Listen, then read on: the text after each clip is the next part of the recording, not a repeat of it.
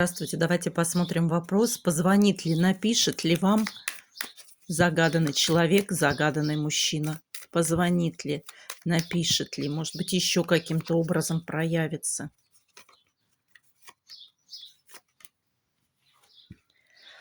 Ох, очень такой своеобразный мужчина.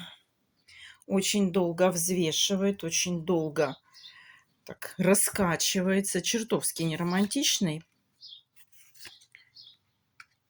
Знаете, он к вам проявится, причем неожиданно.